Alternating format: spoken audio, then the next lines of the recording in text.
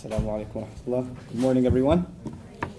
So, alhamdulillah, wa salatu wa salam ala rasulillah ala alihi wa sahbihi ajma'in. All praise and gratitude belongs to Allah. And we send praise and peace upon His messenger and His noble companions. I'd like to start today by just giving you some introductory comments so that the groundwork for today's conversation is laid. By profession, as was mentioned, I am a teacher, and I consider the primary difference between a teacher and a speaker the following. A teacher likes to engage in conversation, while a speaker may be very professional at putting people to sleep. So I'm going to try to act like a teacher today. In other words, I'm going to try to spark as much conversation as possible. There are quite a few ideas I do want to share with all of you today, and maybe perhaps present a perspective that you may not have heard before. And that's really going to be the core of my attempt. Stuff that you could have read in a textbook or Googled and things like that, I'll probably go through it kind of quickly. And things that I think are unique perspectives that you might not get a chance to hear unless you come to a place like this, those are the things I'm going to try to highlight more so. Okay. Now, you may have questions, and I'm sure you do, that have nothing to do with what I talk about, and that's absolutely fine. And you may have already come here with a bunch of questions of your own. And I do encourage those kinds of questions, but I'd like to keep at least this conversation focused to what I'm sort of dictating. And in our breaks, in our breakout sessions, and especially the dedicated QA session, feel free to ask whatever you like. I don't claim to have the answer to any of your questions. What I can say is, hopefully I do have some, I can point you in the right direction for some of them, and perhaps if I can answer them, I will myself. Okay, so that's basically a little bit of an introductory orientation. Now let's talk about what my subject matter today is going to be. Basically, in this hour or less in this conversation, I have to share with you what Islam is about, and how to think about Islam. And what I'd ask all of you to do is to put your preconceived notions, and all of us have them, about everything, aside. Just pretend that you're like it was attempted that we're on a flight or something. Where you're sitting on a plane, next to you this guy, and you look at his like Abe Lincoln beard and you say, hey, so what's that about? And it's not Halloween, so what is that real? And then you say, and I say, okay, well, I'm Muslim. What's that? Never heard of it. Apparently you don't have CNN, but still. So we're having that kind of a conversation. Let me just tell you some stuff about Islam, okay? And if somebody wants to know about Islam, the first thing they want to know about, or they should know about from a Muslim perspective, what's the priority? Well, what's our faith? And our faith starts with faith in God. So I'll talk a little bit about faith in God Himself and what Muslims believe about God. The term God, the closest thing to it in the Arabic language is the word ilah. That's a sacred term. It's used in the declaration of Muslim faith. When somebody converts to Islam or accepts Islam, then they say this phrase, this Arabic phrase, La ilaha illallah, in which there's the term ilah. If you want to write that in English, it would be I-L-A-A-H, ilah. It's pretty easy to pronounce in English, okay? That's the generic term, you would say, closest to the word God in the English language. Now, the word ilah is pretty rich in Arabic because it means a few things. It means an entity that's worthy of worship, a deity. It also means the object of devotion and love. It actually also means someone you turn to in desperate times. It also means someone you are passionately in love with and can't stop thinking about. There's a slew of meaning that comes from the word ilah. And ilah literally also means the thing you lean on, what you lean on. In other words, when you're exhausted, you lean. So what you lean on is God. Now, for a lot of people who don't know that, they ask, well, we believe, or someone from another faith tradition might say, we believe God is love. Do you guys believe that? Well, actually, that's already embedded in the word ilah as we have it in the Arabic language. So oftentimes in translation, it's not put that way for oversimplification purposes. We just say God. But the word God in the Arabic language, and as is used in sacred text, is so rich that if we tried to do that for every word of the Arabic language, we wouldn't actually get a translation. We'd get like 8 synonyms per word, and then move on to and then 8 synonyms. It just wouldn't be functional language anymore. So that sort of thing can only come out in discussion and conversation, not really in translation. So we call Him Allah. His name is Allah. That would be spelled in English A-L-L-A-H, an emphasis on the L, okay, Allah. And we don't consider, there's difference of opinion among our scholars about what the word means. Some say it's the original name of God, true to God in all previous scripture as well. Interestingly enough, the Arab Christian tradition, which predates the Muslim tradition of Arabia, has been using the word Allah for God much before Muslims have. So, for example, to this day you will find, for example, Christians in Egypt, you'll find Christians in Lebanon, Palestine, other places, and their biblical tradition is actually pretty old. As a matter of fact, our Prophet even met Christians in the city of Najran at one point, and had interchange with them and discussions with them. And actually, they as well use the word Allah for God. So it's actually an ancient term for God across cultures. It's not even something limited to Islam. That's the first, or one of the things I wanted to highlight when we talk about the word Allah. Now, what do we believe about this Allah? First of all, we believe that He's one. He's unique. He can't be compared to anything. That there can't be any imagery or something that kind of limits the imagination to what He might look like or what He might be like. We also believe that He has perfect attributes. In other words, if He hears, His hearing is perfect. It's limitless. It's infinite, and it has no beginning and no end. His vision is the same. His wisdom is the same. His knowledge is the same. His power is the same. His mercy is the same. His love is the same. So we attribute three things to every quality of God. So I'd like to highlight those three things so everybody's clear about them. The first of them is that they have no beginning and no end. That God's, like my hearing has a beginning and an end, but God's doesn't. Allah's doesn't. It has no beginning and no end. The second of them is that it's infinite. That mine, for instance, if someone's talking on the other side of this wall, I can't hear, but God's is infinite. It's not. Allah's is infinite. It's unlimited. And the third is that my hearing or my seeing or any of my attributes, for that matter, are granted. In other words, I don't own my hearing. It was given to me. It was a gift granted. My seeing was a gift granted. But His is His own originally. In other words, all other things are granted their qualities from Him. They are a grant from Him, but His are actually originally His own. So just to see if you're still awake out there somewhere in the wilderness, what are those three things that make God's qualities unique? No beginning, no end. Good, that's one. I'll wait. I'll make this awkward. I love making things awkward. This is what I do. Huh? It's infinite. It's infinite, sure. Third? It's originally His own, but it's granted. Yep, originally His own. Originally His own, not given to Him by anyone else, right? So this solves a big theological problem for Muslims because we say things like a teacher is wise, and we also say God is wise. We say something like, a mother is loving. We also say God is loving. We will say things like, this car is powerful. We'll use the same attribute, powerful, for God. God is powerful. Well, how do we distinguish? Because the language, unfortunately, shares the word with us, with creation, and with God. Well, you keep these three distinctions in mind, and you won't fall into trouble. And what do I mean by falling into trouble is my next point. In any of these attributes of God, first of all, His oneness, His uniqueness, and in any of His other attributes, if the Muslim says that I attribute that sort of perfection in any way to anything else, then I'm committing the highest crime there is, blasphemy.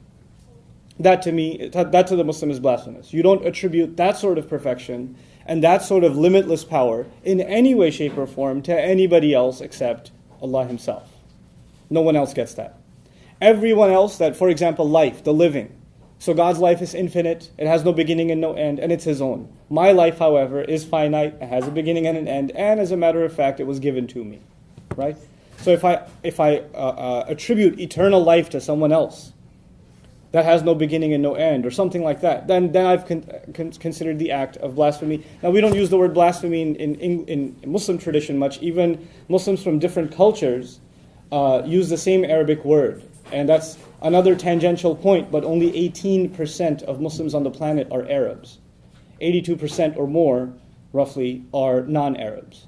So this is a religion that spans Europe, Southeast Asia, the Africas. Obviously, there's a significant population in the West, here in the United States, also Australia. There's about 1 million Muslims in Australia. It's a global phenomenon. And it's not even an ethnic phenomenon. It's not limited to one ethnicity. And for many, many, many centuries, well over a millennium, the majority has been non-Arab.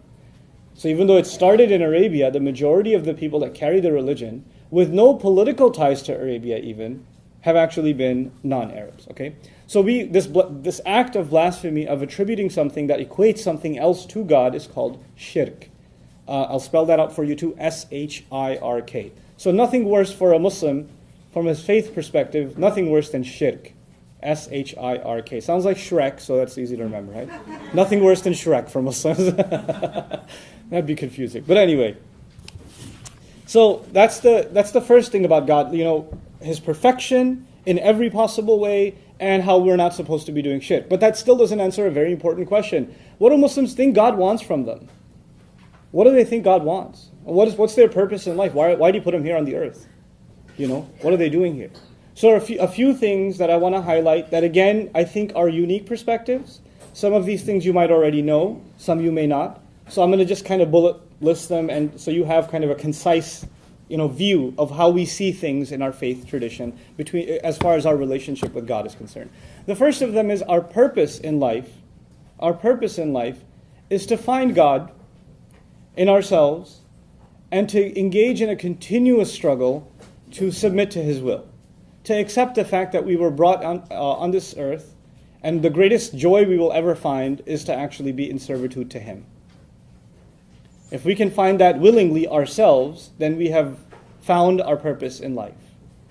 Willing, consensual servitude to God in any respect He wants. Now, when we say someone completely submits to someone else, or someone's completely under somebody else's will, then in the social sense, we actually consider that a form of slavery. In any other context, to take God out of the picture, when someone is in complete submission to somebody else's will, they do what somebody else says regardless of what area of life. In our jobs, there's at least a job description, right? So if you're an accountant, sorry to pick on accountants, then you're only working a certain number of hours, and you're not going to be asked to mop the floor unless the economy is really bad. You're going to be, there's a particular set of things you're supposed to do. Beyond that, if you're told to do them, you say, oh, that's not my job. I'm just an accountant, right? But when you're in absolute submission to another entity's will, in other words, you're in slavery, well, a slave owner can turn to the slave and say what? Mop the floor, do the accounting, wash the windows while you're at it, do my laundry, whatever. He cannot be told, well, that's beyond my job description, right? And obviously, I'm using the term slavery, and it has negative connotations. But I want you to understand something. That in one sense, we do actually proudly accept willing slavery to God as Muslims. We actually call ourselves abd in Arabic, literally meaning slave. I can't give you a politically correct translation. That's what it is. Abd literally means in Arabic, slave. And that is actually the call of God to us, accept yourselves as slaves of mine. Now the difference though is slavery, let's just compare slavery in every other context and slavery in the Muslim context to God. Slavery is willing or unwilling. Does someone enter into slavery willingly or unwillingly? Unwillingly. It's never like, hey, I've exhausted all other career paths, so might as well. No, it doesn't work that way. Never has, never will. Islam, our slavery to God is already unique because He's saying, فَمَنْ شَاءَ فَلْيُؤْمِنْ وَمَنْ شَاءَ فَلْيَكْفُرْ. By the way, whenever I quote something in Arabic, I'll translate immediately. Whoever wants, they can come and believe. Whoever wants, they can walk away. It's your choice. So it's already different because it's willing. Second, a slave would have to be a slave in every matter of life, right? Everything he does is up to the master's whim. God basically says, it's very beautiful in Islamic literature, the Quran says, وَعَمِلُوا الصَّالِحَاتِ, which actually says they do the few good things expected of them. In other words, God didn't make a long, endless list of stuff you got to do. There's a very short list of do's and don'ts. Take care of this and you live your life. Take care of this and everything else, you do however you do it. And even those few things, they're actually very, very few. There are very, very few restrictions, and there are very, very few obligations. You meet those, and you're in the clear. Other than that, enjoy life. Do whatever else you want. And even in those few restrictions, what God continuously explains is He only put them there because not putting them there will put you in harm's way. Our scholars traditionally explain God's restrictions like medication for a sick child. Which child? I have 6 kids myself. Yeah, seriously, 6. What child ever likes to take medication? I mean, honestly. But is it necessary? Yeah, and it's painful sometimes too. And the mother is forcing cough medicine down her son's throat, and he's yelling and screaming, and he's saying, I hate you, Mom, I can't believe you're doing this to me, why would you do this to me, etc. But at the end of all of it, that is an act of love from a mother. It's a painful act of love, but it's still an act of love, because she knows something the child doesn't. She understands something the child doesn't. And in some sense, some of the restrictions of Islam are explained in that way. In other words, عَسَىٰ أَن تَكْرَهُوا شَيْئًا وَهُوَ خَيْرٌ لَكُمْ وَعَسَىٰ أَن تُحِبُّوا شَيْئًا وَهُوَ شَرٌ لَكُمْ. God says, maybe you hate something, but it's good for you. Maybe you really like something, but it's no good for you. وَاللَّهُ يَعْلَمُ وَأَنْتُمْ لَا تَعْلَمُونَ. Allah knows and you don't. Just trust me. So it's not a long list of prohibitions, it's a short list, and outside of that, you're free to live your life. Now, so that's the first thing. The second thing about us and God is that He created two lives for us. There are two lives. There's a life of this world, and there's a life in the afterlife. We believe in an afterlife, heaven and hell, day of judgment. All of our deeds will be presented before God, and people are going to be begging for God's forgiveness. And nobody's actually making it to heaven in Muslim creed unless through God's love and forgiveness. Our deeds alone aren't enough. That's unanimous Muslim creed. Nobody disagrees with this point. The Prophet was explicit in saying this. In other words, we can do all the good we want in the world, it's still not enough. It's going to have to be God's mercy and love at the end that saves us. It's always been this way. This is not a new idea I'm presenting to you. But regardless, there are two lives. One that we live here and one that we live there. What's important to note in Islamic tradition is that God expects us to beautify and build both homes. He expects us, now this is unique, you might not have heard this before. God actually expects us to build both homes. As a matter of fact, yesterday's Friday sermon that I had to do in Plano, I was explaining one singular verse of the Quran in which the terminology uses وَاسْتَعْمَرَكُمْ فِيهَا. He wanted you to build on the earth. He wanted you to build. And isti'mar is used in Arabic when you build something that lasts a long time, and while you're building it, you don't end up destroying other things.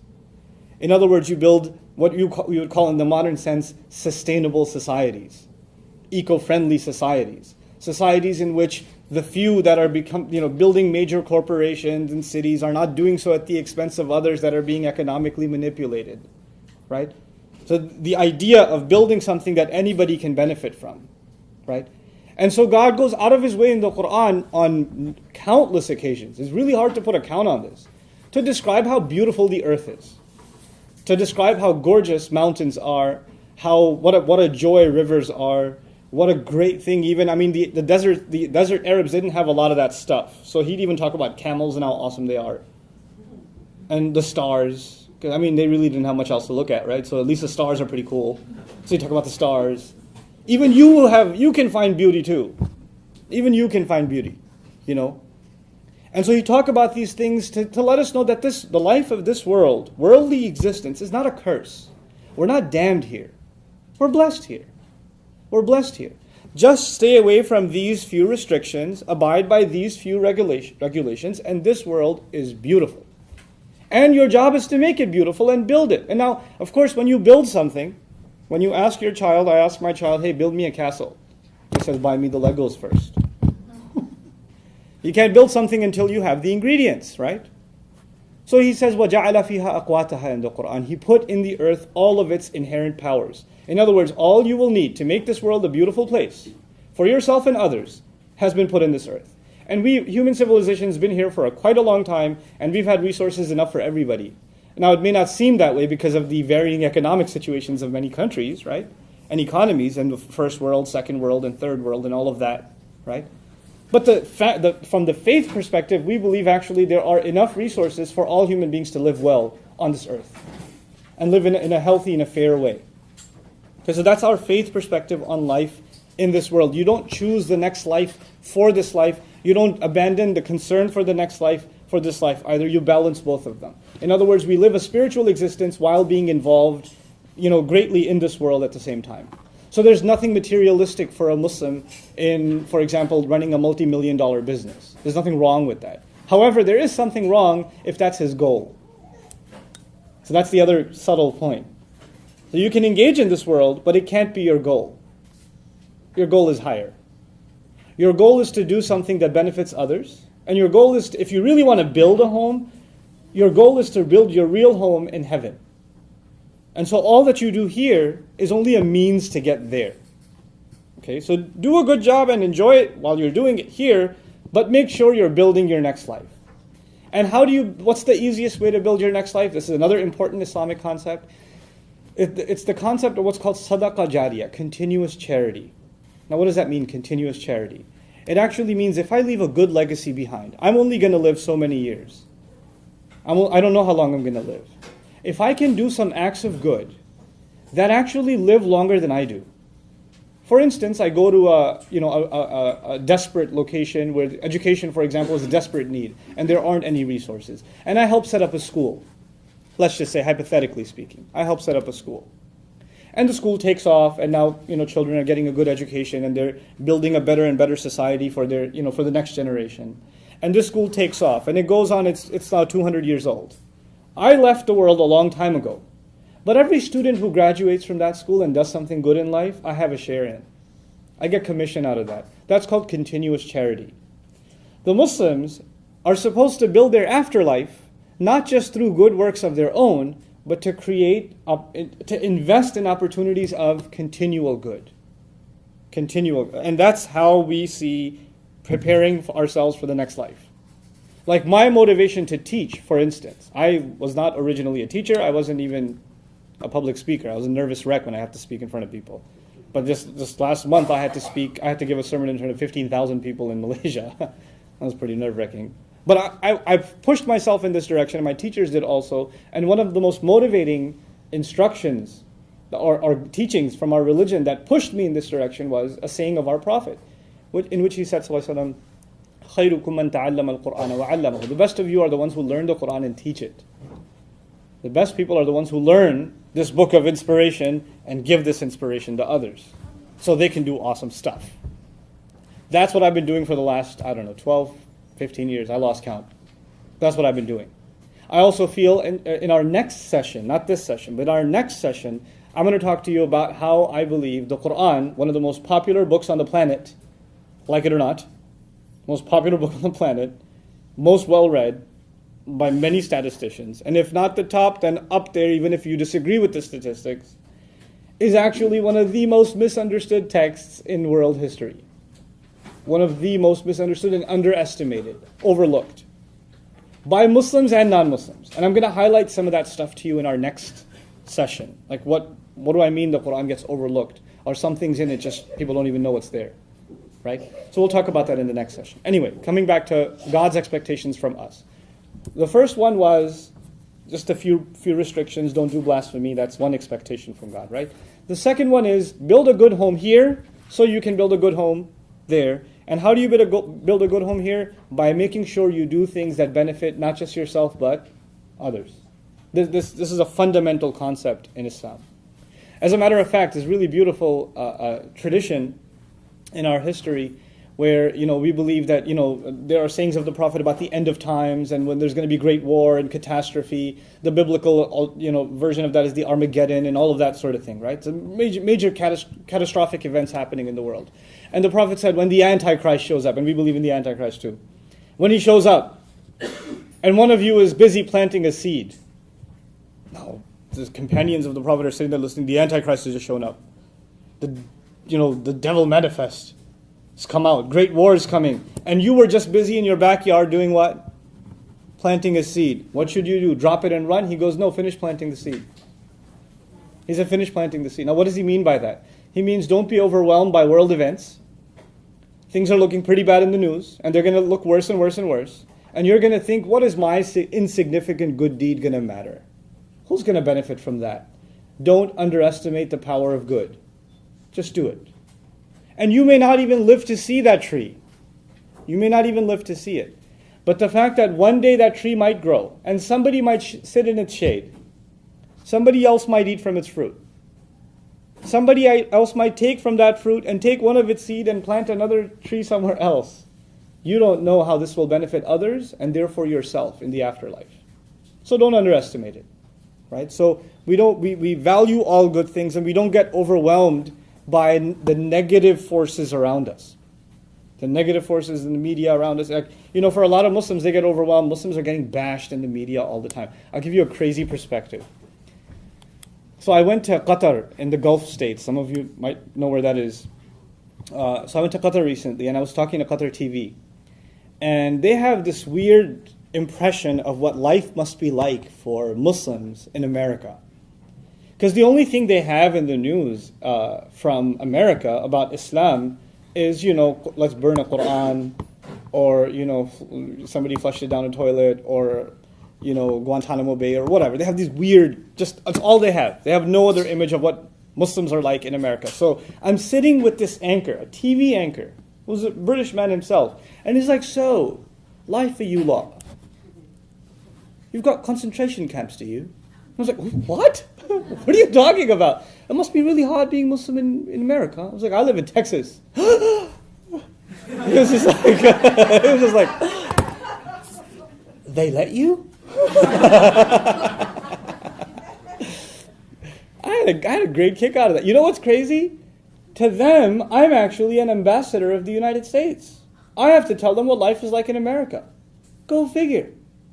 I have to tell them, no, it's great here. What are you kidding me? We have some of the best mosques and some of the most flourishing Islamic communities and youth groups and educational programs and good relations with churches in our neighborhood. And we got a lot of good stuff going on. But don't they hate you? It's like, some people might, but they don't really show up much. You know, people are curious. People want to know. People would like to hear. And I respect those of you that came here. I don't think it's easy. If I only knew about Islam from listening to the radio, if I only knew about, oh my God. If I knew there was a mosque in my neighborhood, I'd move. That's terrifying.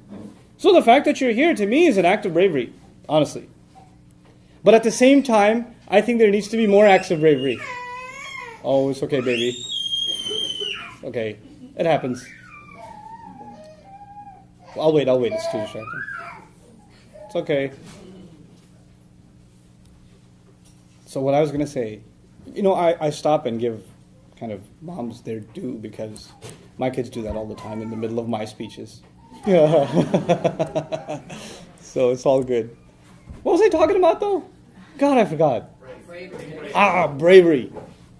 Bravery. You know, I learned something, and I recently started traveling, like internationally. I've been traveling across the U.S. for a long time. But one of the things that I've learned, and it's been a real life lesson, and it sounds cliche, but it's a true life lesson. It's so easy to dehumanize people and to simplify what they're all about without ever talking to them. It's so easy.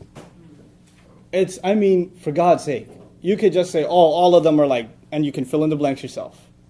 They all must be like, and fill in the blanks yourself. Because you and I haven't actually made, in my opinion, enough of an effort to actually make connections, to make real connections, to talk, and to talk in a civil way.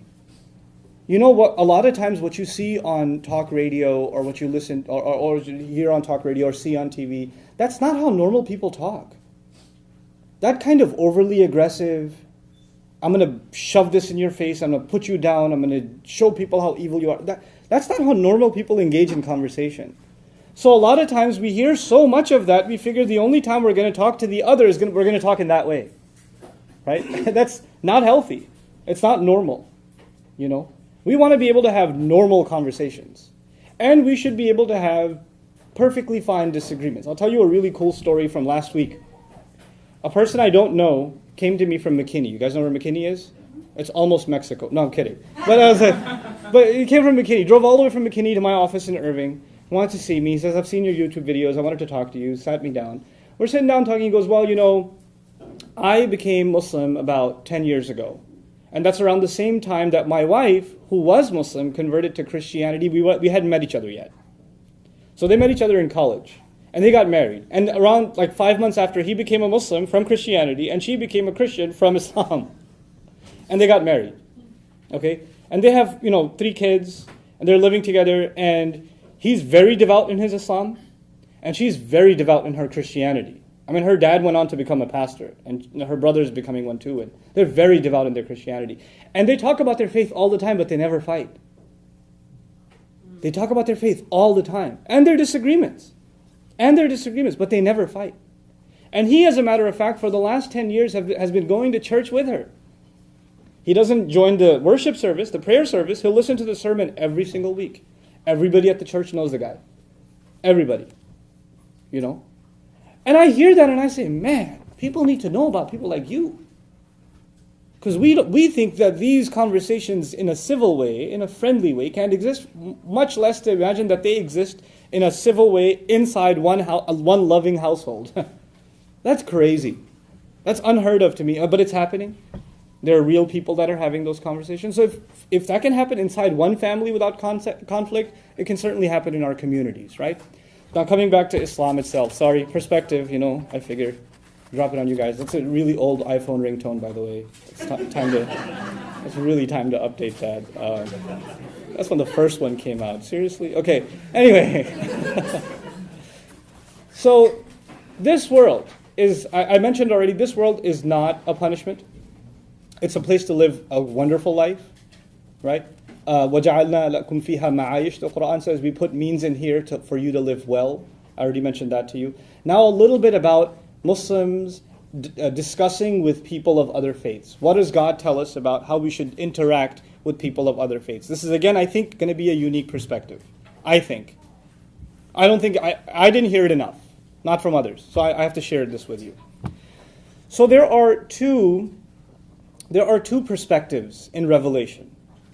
When I read Revelation, I am a servant of God trying to understand His Word. Much like a Christian would try to understand the Bible. Much like a Jew would try to understand the Torah or the Talmud, etc. Much like that, a Muslim is trying to read the Quran and understand God's words to him. He's coming to the book as a humble student, as thirsty for wisdom, thirsty for guidance. That's why we come to sacred text. Okay. God, however, doesn't have to be humble.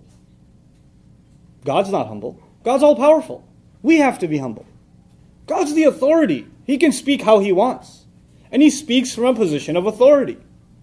I mean, look at a courtroom, for example. The judge doesn't speak in a humble way. Who does? The guy taking the testimony at the stand. You understand? Like, he's in a position of judging and authority. He's not going to tone it down. I've been watching Judge Judy since high school. She doesn't tone anything down. You, be quiet. Now the thing is, I'm going to give you this crazy example before I turn to the Quran itself to help you understand this perspective. How many kids do I have? Pop quiz. 6. Very good. Okay. 6 kids. One of them got in trouble. And I say, come here, young lady. How come you didn't show me your report card? What's that about? How come your teacher had to call me and tell me? How come I'm talking to her. And she's standing there. I'm so sorry. And then my other daughter walks in and goes, yeah. You should have shown it the first time, young lady.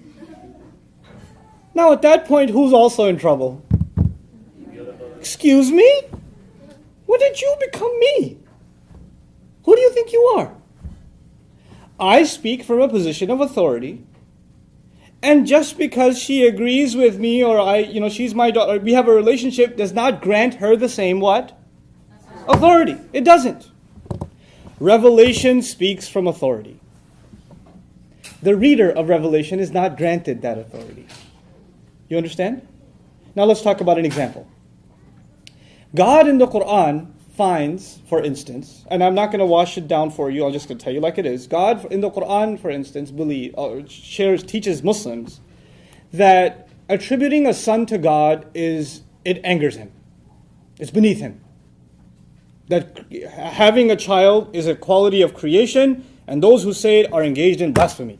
Oh my God, if I tell that to a Christian friend. It's in the Quran.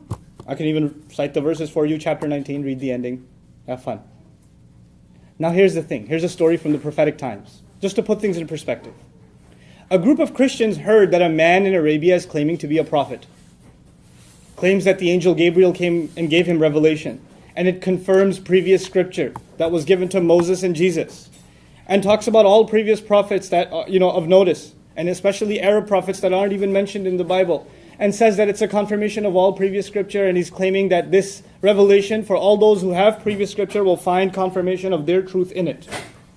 So they say, let's check it out. So a group of learned Christians from a place called Najran in Arabia traveled to Medina, where the Prophet was, to meet with him and say, what are you talking about?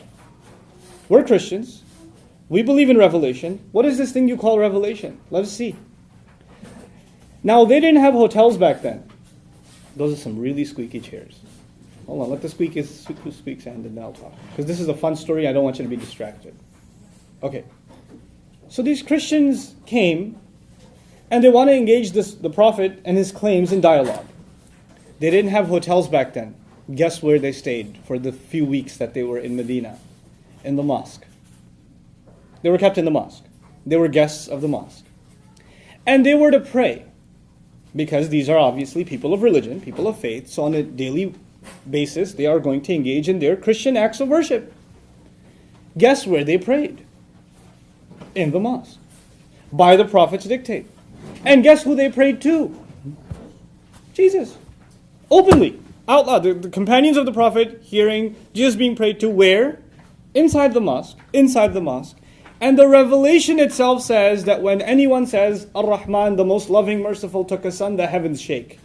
That's how offensive God describes it in the Quran. But that's God's perspective. And the Prophet and the companions are just human beings. His wrath cannot turn into what? Our wrath. We still have to deal with our neighbor with love. And what they believe that's between them and God, not between them and us. So God can pass judgments, and He has the power to. He passes judgments in all revelation. Sure.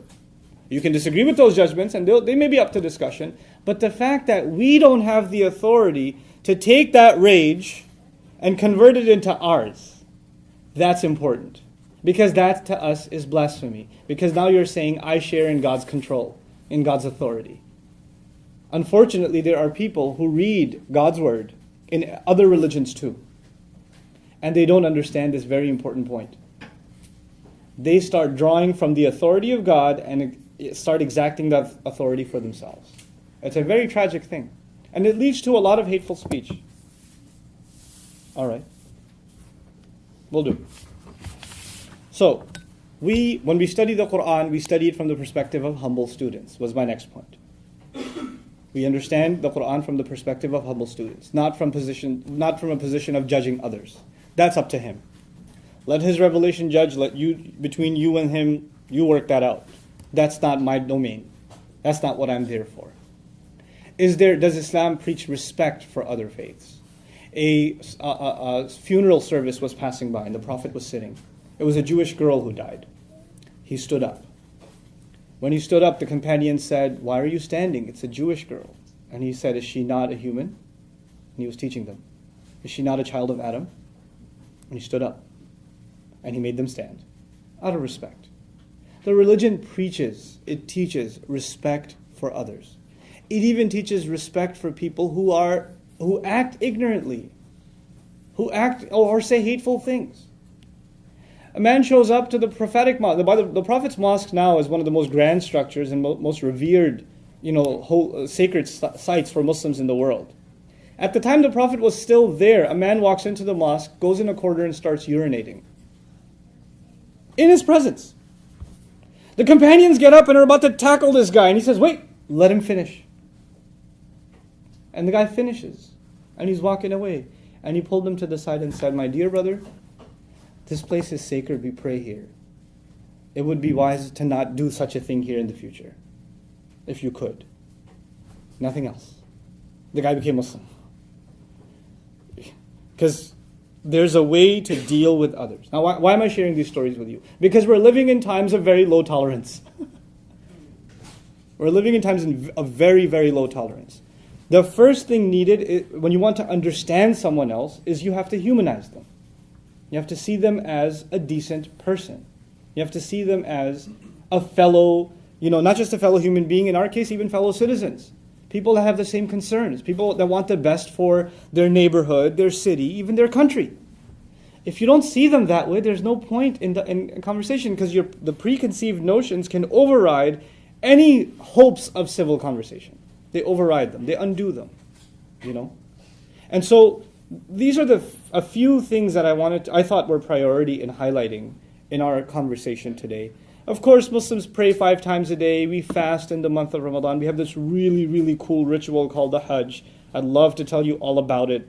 It's the commemoration, it's the celebration of the legacy of Abraham and his sacrifice.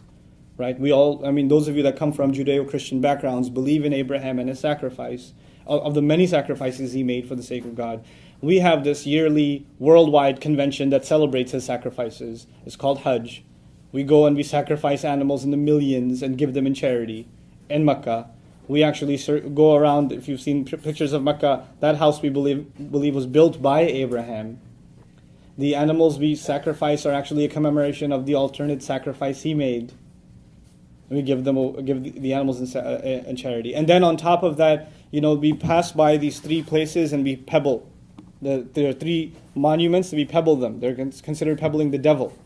It actually commemorates that when he was taking his son for the sacrifice, the devil came to him 3 times and tried to stop him. And symbolically, he threw pebbles at the devil to shoo it away, because he was going to make a sacrifice for the sake of God. And that's a part of our ritual at Hajj, at that pilgrimage.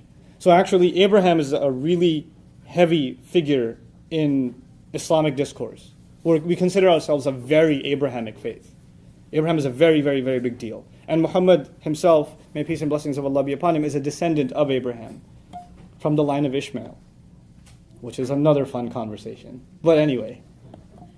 But as I leave you, because in the next session I'm going to talk to you guys about the Quran, and now I'll just take open questions from you guys. As I leave you, I just want to say one more thing.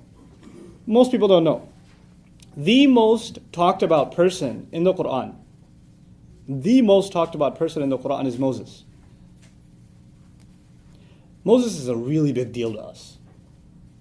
He's a really big deal to us. And, by the way, far more, and Muhammad, by the way, by name, is only mentioned 4 times in the whole book. Moses, there's over 70 passages about him. You know why I mentioned that? I mentioned that because a lot of people think Muslims are anti-Semitic. They hate Jews. Moses. We can't. The phrase sons of Israel, Israel, we believe is a prophet. His other name is Yaqub, Jacob. He's a revered figure. The word itself, Bani Israel, sons of Israel, is a respected term in the Quran. He criticizes some among them for their behavior. That doesn't give anybody license to be anti-Semitic. And this is even a conversation with the Muslims in the audience who don't understand their book properly sometimes. It's not. And the more prophets from the Israelites are talked about in the Quran than any other. These are an honored people. God chose them. God gave them great honor by giving them many prophets and many revelations. And they are a huge chunk of our own sacred tradition. They became a necessary part of our sacred tradition. There's no way we can have hateful attitudes towards them as a people. However, what the Quran does do, and you might have read it too, it highlights certain bad behavior that some among them did. And the purpose of that is to leave an example. Don't be like that. Don't do what those among them did. And here are the mistakes they made. You don't make those mistakes. That's the purpose of history in the Quran. Not to incite hate, but actually to teach lessons. Good role models and bad examples. Both. Learn lessons from the good examples and hear lessons from the bad. And actually some of the heroes mentioned in the Quran, non-prophets, are also Israelites. Some non-prophetic heroes, believers who stood up for the right thing no matter what, and you should learn from them, are actually Jews. They're talked about in the Quran. This is in the text itself. I'm not making this up. I can cite it for you if you're interested in finding out where this stuff is. So that was a little bit of an overview.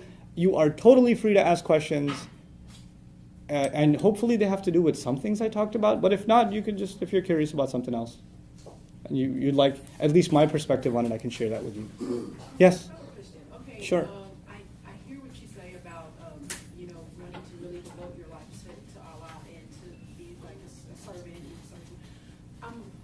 My question, which has always been a question I had regarding Christianity too, is it almost makes God or Allah sound like a person that you have to serve. I'm trying to understand what is that purpose. I understand the good and you wanting to build your life and make, and to do other people and build something that lasts and all that stuff. And I do understand that. Mm-hmm. But I don't understand it from the perspective that God or Allah expects that of you, and what is that? Why is it that they sound like a human being wanting something?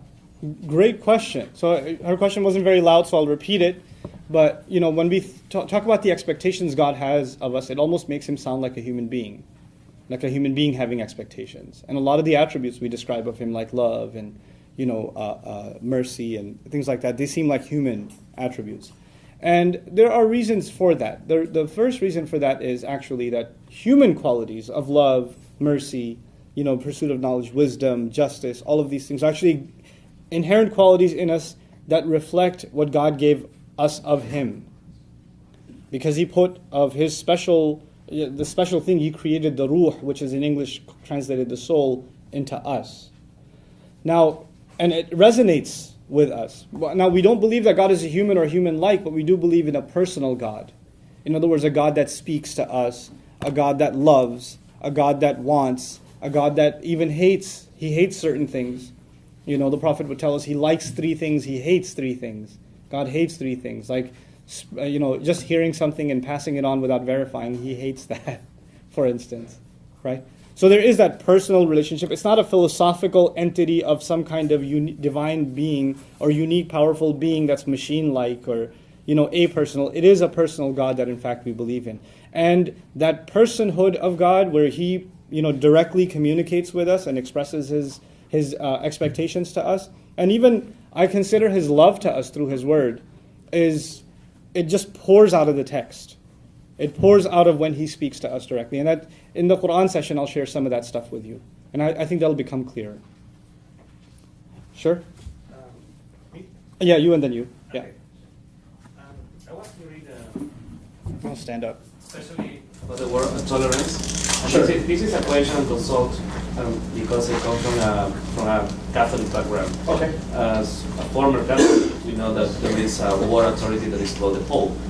Sure. My question, and I will explain why I have a question, is if the Muslim world has a worldwide leader. And the question is because of, when you mentioned the word tolerance, that yes, there is a lot of a lack of tolerance toward Islam. When I hear the news and when I read the news and I hear, in this case, Muslim people behaving a certain way in some countries in Africa, behaving a certain way in sometimes in the Middle East, and acting intolerant with other people from the same country who have different faiths. I mean, who is leading them? You know what I mean? It's not, of course, it's not a situation of problem. It's a situation that happened before in the Christian world, especially in the Middle Ages. Right. Intolerance towards other groups of people. Sure. My question: why is this happening? Well, I think the postmodern context is a very difficult context for, not just for religious groups, but for countries and nations. The world is recalibrated, right? And what religion meant 100 years ago is not what it means now. And the way that religious communities are organized, it actually also has a lot to do with the kind of stability a country enjoys or doesn't enjoy. So for instance, you'll find at certain points there are massive riots in the Muslim world over some religious issue, right? And there are violence breaking out, cars being flipped over and burned, and all kinds of crazy stuff happening. And at the same time, you'll find some other countries, Muslim countries, where none of that's happening, and they're also very conservative, religious Muslim countries. And if you look at the differences between them, it's pretty interesting. It actually is directly correspondent to the number of educational institutions, infrastructure, transparency of government, et cetera, et cetera. So for example, when riots were happening in, over this YouTube video thing that you remember maybe almost a year ago now, right? Riots were happening in Libya and Pakistan and Bangladesh, all over the world, right? Turkey was calm, and Malaysia was calm, Indonesia was okay, there's no big deal, nothing. Why? Because, and they're also very Islamic governments. They're very religious countries. But I think a lot of the chaotic situation actually has to do with a lack of education overall, not just religious, but lack of education, lack of economic opportunity, lack of infrastructure, corrupt government institutions from the bottom up. So from the village, you have the village leader who sucks up all the money, and the farmers are starving. And then from there on, in the city governments and other, it builds. And that kind of frustration, it's like people are ready to explode. You just need to give them a very small reason.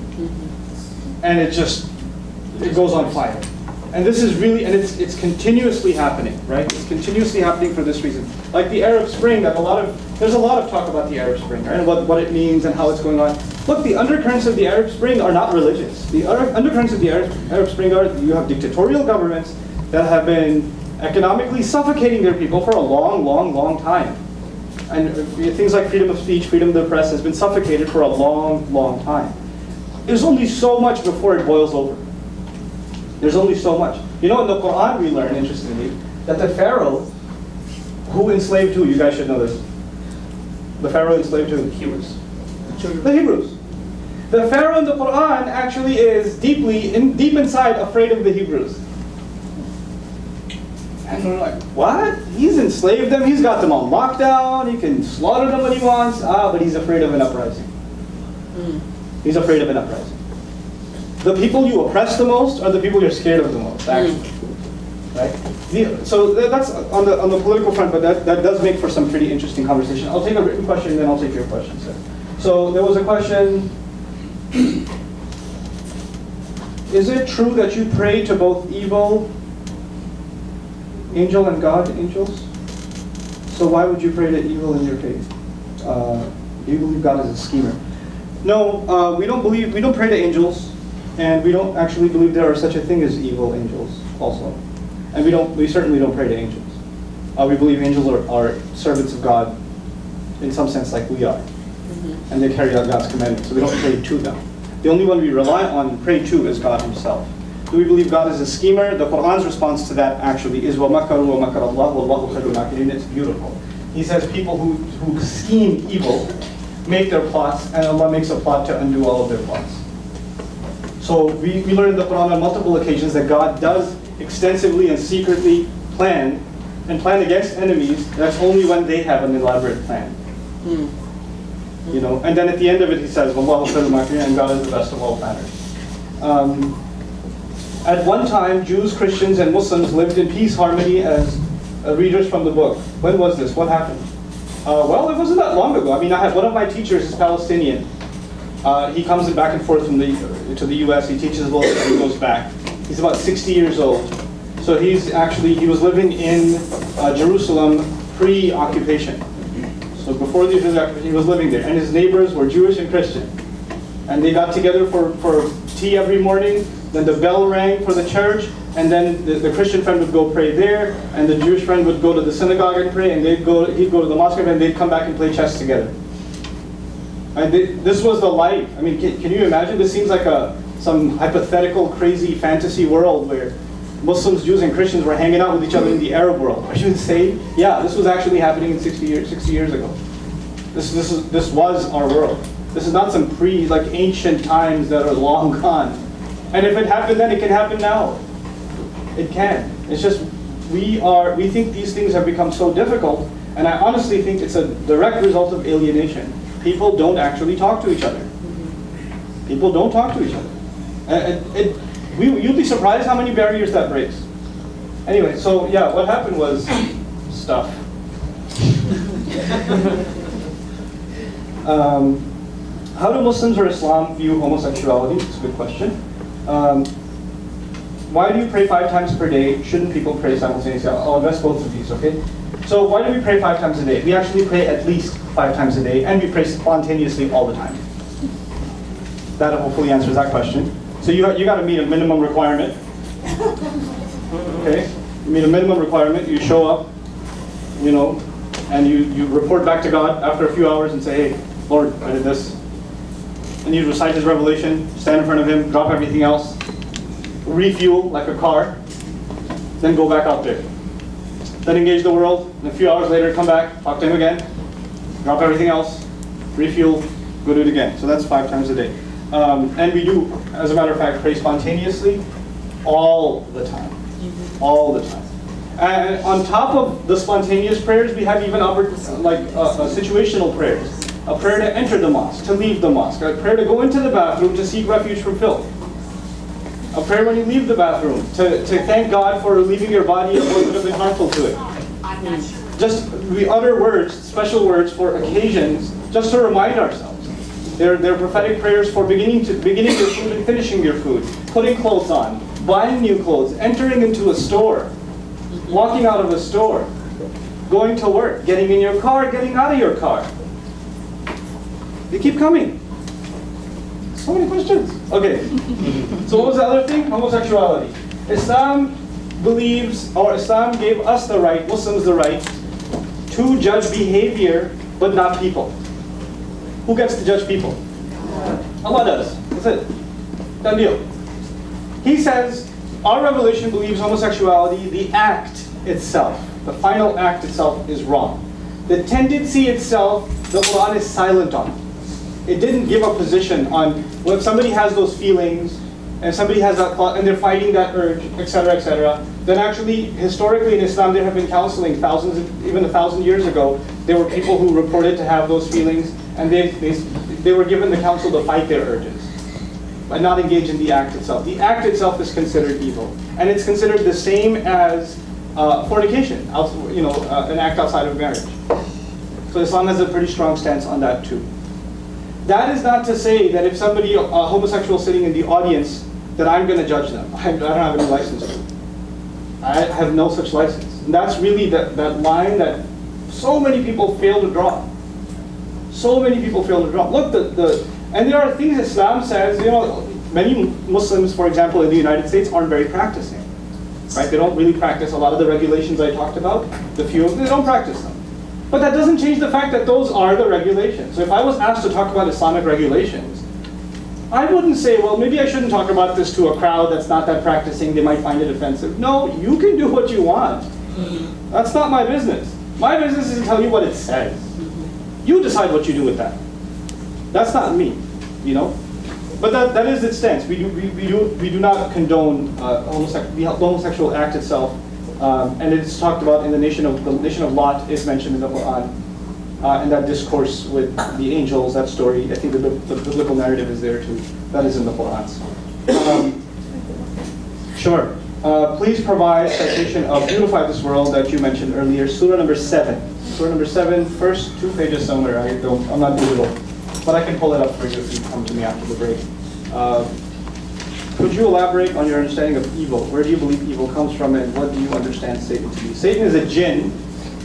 There are 3 kinds of creatures that have choice: human beings, angels, and jinn. Jinn, we believe, are made of smokeless fire. We believe that Satan was a jinn.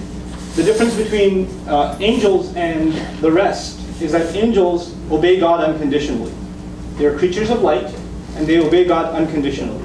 Satan was originally a jinn who believed in God and worshipped him in our tradition, and worshipped him so much willingly that he was even given a rank above angels. So he commanded an army of angels, even though he himself wasn't one. Then finally, the fateful day comes. Adam is created. The soul is blown into him. The angels are commanded to prostrate. He refuses. And he refuses in our creed because kana min al-jinn, he was from among the jinn, not among the angels. And so he made the choice to disobey.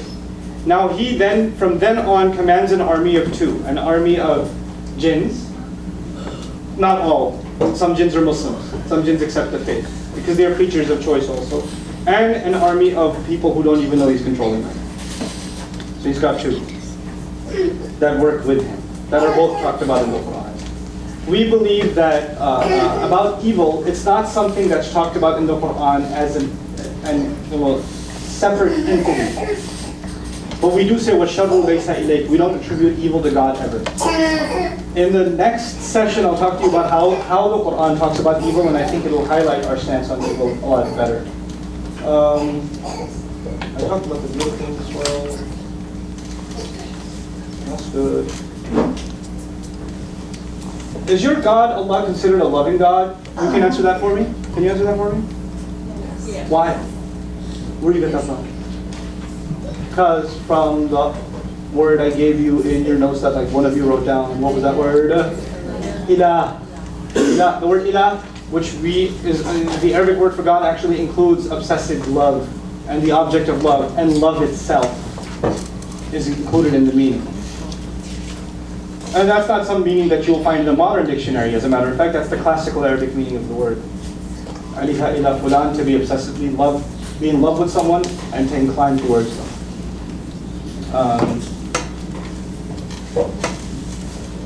Is your God considered a loving God or a mean, angry God, as in he punishes people for their sins? One of my favorite quotes from the Quran. Oh, you're going to love this one. I don't know if you're going to love this one. I love this one. مَا يَفْعَلُ اللَّهُ بِعَذَابِكُمْ. He says, what's God going to get out of punishing you anyway? I love that one. Another place he says, إِلَّا مَنْ رَحِمَ رَبُّكَ وَلِذَلِكَ خَلَقَهُم. The ones, except he's talking about people that were obsessively disobedient and rebellion against him, and he goes that his justice might come to them, except the ones who he shows love and mercy to. وَلِذَلِكَ خَلَقَهُم means, and that is why he created them to begin with. In other words, He created them to show them love. The purpose of human beings, one of their purposes, on the one hand, turn to me in slavery, on the other, so I can show you love and mercy. It's the function. You know, God is not out to destroy people, or to throw them in hell and fill hellfire with them. And you know, this fire needs some fuel. It's not like that. One of the my favorite traditions of the Prophet. Oh, this one's awesome. We believe heaven has levels. 7 heavens. Okay, there are 7 levels of paradise, of heaven. So when people go to heaven, good people, economy class heaven. Then there's like deluxe, premium, and there's the elite, golden package, platinum, whatever. There's the 7th heaven, and the Prophet would describe the distance between the first and the 2nd heaven is like the distance between the earth and the stars. So they're far ways apart, right? And of course, you would imagine the highest kind of heaven would be for what kind of people? Like super awesome people. In other words, not myself. Like these must be some really, really good people that are up in where? The 7th heaven, the highest heaven there is. The Prophet tells us that God built a house in the 7th heaven for every human being on this earth. He built a house on the 7th heaven for every human being since Adam. Some people didn't want to go. Some people just refused. The house is waiting though. You know what that tells you? What that tells you is God has an expectation that you'll make it. He's already signed you on, not signed you off. You know how some teachers write you off? Sometimes parents write their kids off. He's not written us off. You don't build a house for someone if you don't expect them to show up. He built it. It's waiting. It's waiting. So we don't even aspire for the lowest. We aspire for the highest. Yeah. So is there any concept of purgatory? No. But there's a temporary place on Judgment Day called Ashabul A'raf, the heights. It's called, the 7th chapter begins with that. It's a brief reference to that, which means on Judgment Day there are people whose deeds are weighed and their forgiveness and all of that. And some people end up exactly at middle. Just enough good, just enough bad, and the scales are even, and they're not flipping to either side. And they're on top of these heights, and they can see hell on the one side and heaven on the other. And then they pray to God, and then Allah, heaven. Yeah. Pardon, going back to the question that someone asked about with angels and archangels, you said, I don't quite know what you said that prompted me to think of it, but then you said you believe Satan is a jinn. That's right. And commands other jinns. Right. So angels are good beings of light that obey God's every command. That's right. Do you not believe, I guess you would say, like in demons, or are the jinns? The closest thing to demons bad? would be jinns. So they're kind of like, would you believe, or would you say they're like bad, unseen things that can move in our lives? Sure. Sure. Jinns. Yeah. Okay, Sure. so We also believe that they don't have power over us. We believe they can take control. They can, but if we grant them that. Exactly. And we also believe that people who resort to like trinkets and like symbols and turn to other things for protection. Like people put some things around their neck, amulets, what that does, this is exactly what they want. They want you to look for protection in something other than the unseen God himself. That's what we believe.